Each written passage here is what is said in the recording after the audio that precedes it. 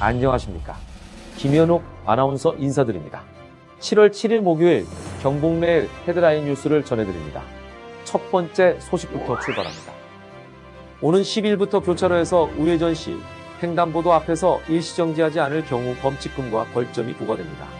올해 1월 11일에 개정된 도로교통법에 따르면 우회전 차량은 보행자 보호를 위해 횡단보도 앞에서 일시정지 후 진행하도록 하고 있습니다. 위반 시에는 승용차는 6만원, 승합차는 7만원의 범칙금과 벌점 10점이 부과됩니다. 또한 해당 규정을 위반해 벌점이 부과되면 보험약관에 따라 부과횟수별로 자동차 보험료가 최대 10% 이상 할증될 수 있습니다. 경북경찰청 사이버범죄수사대는 해외 구독형 SNS를 통해 성형상물을 제작 유포하고 이를 통해 범죄수익 4억 7천만 원을 취득한 일당을 검거해 이 중 2명을 구속했습니다. 이들은 동호인 등을 통해 서로 알게 된 사이로 촬영 스튜디오를 마련해 본인들이 출연하는 불법 성형상물을 직접 제작하는 후 해외 구독형 SNS에 게시한 것으로 알려졌습니다. 경북경찰청 사이버범죄수사대는 2020년부터 수사에 착수하고 해외 SNS 계정 가입자의 주거지 압수수색, 금융계좌 추적 등 끈질긴 수사 끝에 범행에 가담한 피의자들을 모두 검거했습니다. 경상북도가 휴가철을 맞아 도내 해수욕장 104장 모래에 대한 토양오염도 검사를 실시한 결과 지정 해수욕장 23곳의 104장 모래가 환경기준을 모두 만족한 것으로 나타났습니다. 경상북도 보건환경연구원은 동해안 해수욕장 개장 전 모래를 채취해 인체에 유해한 중금속 성분인 낙, 카드뮴, 순, 비소, 육가크롬 항목을 검사했습니다.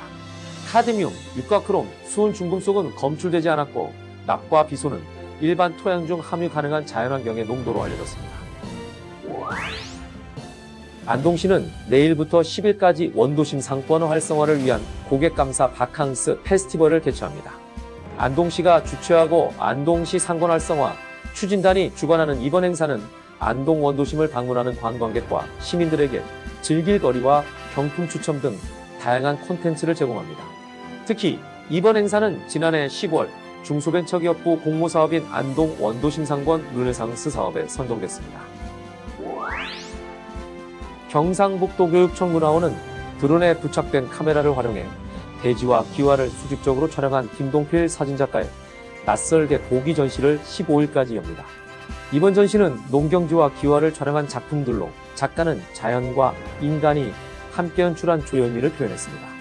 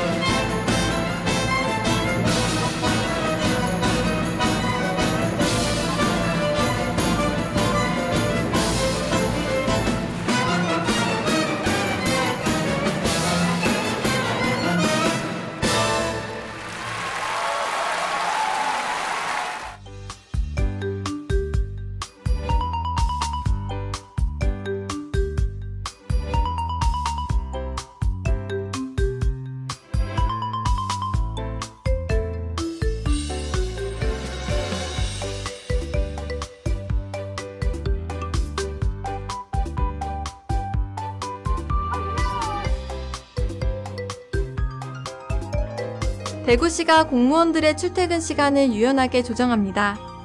홍준표 시장은 취임 초부터 유연근무제의 일종인 시차 출퇴근을 하기로 했으며 이르면 다음 주부터 오전 10시 출근, 오후 7시 퇴근토록 지시했습니다.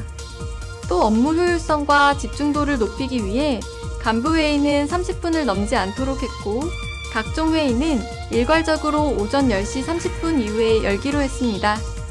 국가장의 야근과 주말 근무는 원칙적으로 금지했고 불필요한 주말 근무와 야근도 없앴습니다. 경북소방본부는 폭염으로 온열 질환자가 다수 발생함에 따라 폭염 시간대 야외 활동에 주의를 당부했습니다. 경북소방에 따르면 올해 열탈진 28명, 열실신 8명 등 온열 환자와 관련해 총 48건 출동했습니다. 시간대별로는 오전 10시부터 오후 4시 사이에 31명이 발생해 전체 환자의 65%를 차지했습니다.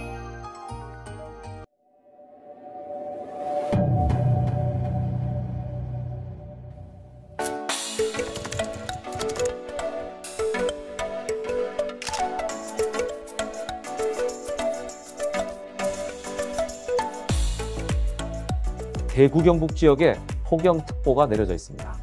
오늘과 내일 비가 내리는 지역에서는 기온이 일시적으로 떨어지는 곳이 있겠습니다. 하지만 비가 그치면 기온이 다시 오르고 높은 습도로 인해 체감온도가 높아 무더위는 지속되겠습니다. 건강관리에 유의주시기 바랍니다. 자세한 기사 내용은 경북매일신문과 홈페이지에서 보실 수 있습니다. 감사합니다.